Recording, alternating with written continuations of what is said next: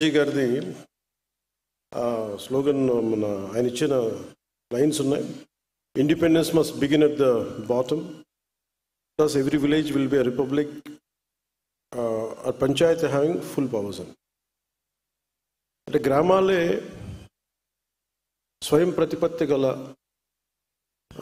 వ్యవస్థలకు ఏర్పడాలి, అత్యంత స్మాల్ యూనిట్. అది నాకు చాలా అవగాహన ఉంది. ఇందాక పట్టాభి గారు చెప్పినట్టుగా నేను పట్టణాల్లో చిన్న చిన్న టౌన్స్లో పెరిగానేమో, కానీ నా గుండెల్లో ఎప్పుడు పల్లె ఉంటుంది, పల్లె అభివృద్ధి. ఎందుకంటే నేను చిన్నప్పుడు పల్లెల్లో ఉండాలని కోరిక నా జీవితంలో ఎప్పుడు కుదరలేదు, ఇప్పుడు కూడా కుదరకపోవచ్చు. కానీ పల్లె అభివృద్ధి చాలా చాలా కీలకం. ఈ సందర్భంలో నేను పంచాయతీరాజ్ శాఖ తీసుకున్నప్పుడు అప్పటికి శశికుమార్ గారు ఫార్మర్ దాని ముందు ప్రభుత్వంలో కూడా వారే చేశారు. దీనికి నేను 4 మీటింగ్లు అందరం కూర్చున్నప్పుడు రివ్యూ మీటింగ్స్ ఒకటే తెలియజేశాను సార్, ఇక్కడ ఇది కక్ష సాధించం ఎవరి మీద. నాకు కావాల్సిందల్లా పంచాయతీకి ఏ నిధులైతే ఇవ్వబడ్డాయో అవి సంపూర్ణంగా ఖర్చు కాబడాలి. ఏ ఉద్దేశంకైతే ఇవ్వబడిందో డబ్బు, ఆ డబ్బు సంపూర్ణంగా దానికే నిర్దేశించిన డబ్బు దానికే ఖర్చు పెట్టగలగాలి. ఎలాంటి అవకతవకలు లేకుండా దయచేసి చూడండి అని చెప్పి ఆ బాధ్యత తీసుకున్నప్పుడు ఆయన చాలా మనస్ఫూర్తిగా, శశిభూషణ్ గారు చాలా మనస్ఫూర్తిగా తీసుకొని మేము మన ఇన్ని కార్యక్రమాలు చేస్తుంటే వెన్నంటే ఉన్నందుకు ముందుగా శశికుమార్ గారికి నా ప్రత్యేకమైన ధన్యవాదాలు. అలాగే ఇక్కడ కేరళ నుంచి మన ఆంధ్ర సేవ చేయాలని చెప్పి వచ్చిన కృష్ణతేజ గారికి, మిగతా ఉన్నతాధికారులందరికీ ప్రత్యేకంగా నా ధన్యవాదాలు తెలుపు. మీరే లేకపోతే ఈరోజున ఇంత విజయవంతంగా, ఇంత వడివడిగా రోడ్లు వేయటం నిర్మాణం దగ్గర కావచ్చు, ఫామ్ పాండ్స్ కావచ్చు, నీటి తొట్టులు కావచ్చు, గ్రామాల రహదారులు కావచ్చు, ఈ వేదిక పైన ఉన్న కీలకమైన వ్యక్తులు ఎవరు కనుక లేకపోయినుంటే, అలాగే అదే స్థాయిలో కింద గ్రామ స్థాయిలో కూడా వ్యక్తులు బలమైన సమూహం లేకపోయినుంటే ఈ రోజున ఇంత వేగవంతంగా రోడ్లు వేసేవాళ్ళం కాదు, ఎన్ని పనులు చేయగలిగే వాళ్ళం కాదు. అలాగే మేము ఇందాక శశిభూషణ్ గారు మాట్లాడుతూ కొన్ని కాంట్రాక్ట్స్ చేసిన దాన్ని ఇంకా కొంచెం చాలా నమ్మకం మీద భరోసా పెట్టారు ఈ ప్రభుత్వం మీద. కొంతమంది బంగారం తాకట్టు పెట్టి కూడా మేము పనులు చేసాం. ఎందుకంటే మాకు ఈ ఎన్డీఏ ప్రభుత్వం మీద గౌరవ ముఖ్యమంత్రి శ్రీ నారా చంద్రబాబు నాయుడు గారి నాయకత్వాన, సమర్థవంతమైన నాయకత్వాన నాకు చాలా బలమైన నమ్మకం ఉంది అని చెప్పి డబ్బులు ఇవ్వకపోయినా కానీ, ఇంకా రిలీజ్ కాకపోయినా పనులు చేసినందుకు ప్రతి కాంట్రాక్టర్స్ ప్రతి ఒక్కరికి పేరు పేరున నా ధన్యవాదాలు తెలుపుతున్నాను.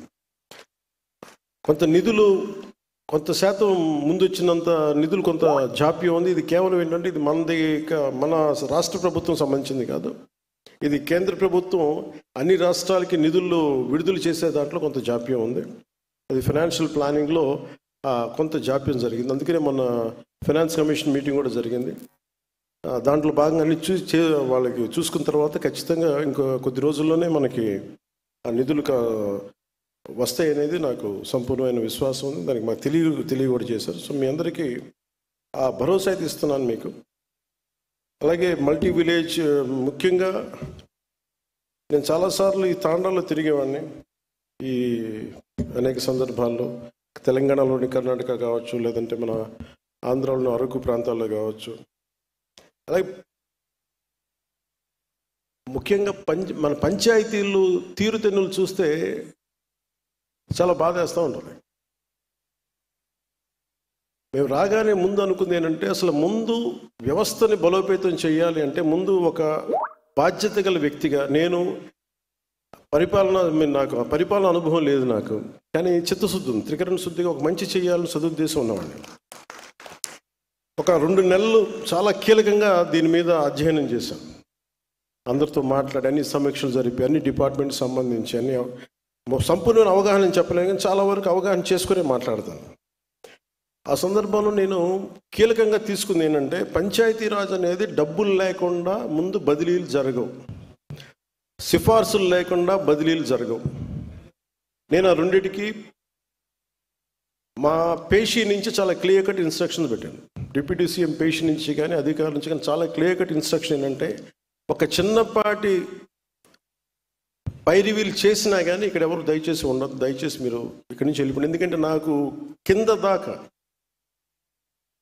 అట్టడుగు శ్రామికుడు దాకా దీని ఫలితాలు పొందాలి అంటే ఎక్కడా కూడా లీడ్ చేసే వాళ్ళ దగ్గర నుంచి ఏ మాత్రం కూడా అసలు అలక్ష్యం లేకుండా, లేదంటే పైరివీలు లేకుండా ఉండాలని చెప్పి నేను తీసుకున్న నిర్ణయం చాలా చాలా బలంగా అందరూ దీన్ని ముందుకు తీసుకెళ్ళారు.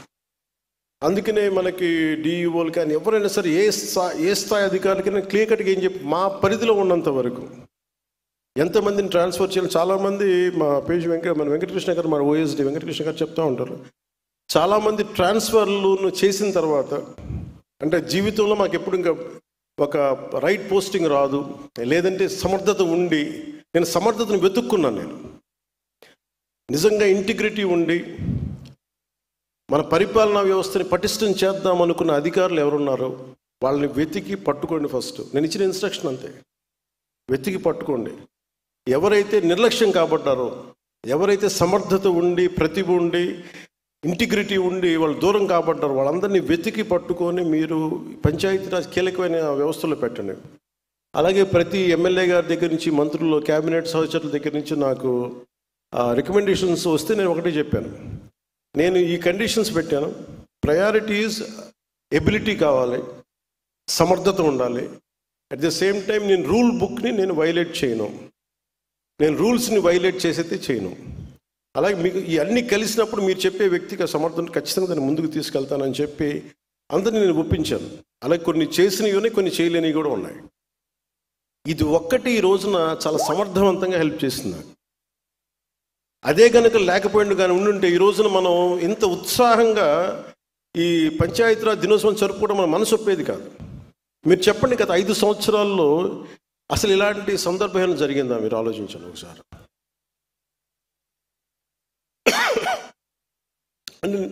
నేను ఒకటి, గ్రామాలు దేశాన్ని పట్టుకొమ్మలు కాబట్టి అది సర్పంచ్ స్వయం ప్రతిపత్తి గల గ్రామాలు అవ్వాలి.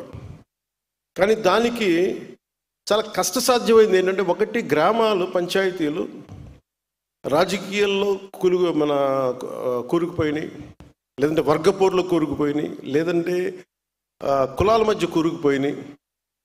వీటన్నిటినీ అధిగమించి ముందుకు వెళ్ళాలి అంటే ఖచ్చితంగా మనం ఇర్రెస్పెక్ట్ ఆఫ్ ద పార్టీస్, అందుకే రాగానే 10,000 కానీ 25,000 కానీ మన జాతీయ దినోత్సవానికి కావచ్చు, లేదంటే మన రిపబ్లిక్ డే కావచ్చు, ఇర్రెస్పెక్టివ్ ఆఫ్ అక్కడ కూటమికి సంబంధించిన సర్పంచ్లే లేరు, దాదాపు 70-80% దగ్గర. ఎందుకు ఆ భరోసా ఇవ్వడానికి మేము ప్రయత్నం చేసామంటే, it's irrespect of politics, irrespect of political benefit, irrespect of whether NDA is there or not. అక్కడ తెలుగుదేశం ఉందా, లేదంటే భారతీయ జనతా పార్టీ ఉందా, జనసేన అని కాదు, ఏ పార్టీకి సంబంధించిన గ్రామం మటుకు గ్రామం. అది పంచాయతీ. ఆ పంచాయతీ సర్పంచ్కి ఇవ్వాల్సిన మర్యాద కానీ, ఎంపీపీలకు ఇవ్వాల్సిన మర్యాద కానీ, ఎంపీటీసీలకు ఇవ్వాల్సిన మర్యాద కానీ, జెడ్పీటీసీలకు ఇవ్వాల్సిన మర్యాద ఇర్రెస్పెక్ట్ ఆఫ్ ద పార్టీలకి అతీతంగా అది ఇవ్వడానికి మేము సంసిద్ధంగా ఉన్నాం. అదే మేము చూపిస్తా ఉన్నాం ఇక్కడ దాకా. సో మేము దాంట్లో భాగంగానే ఈ రోజున ఈ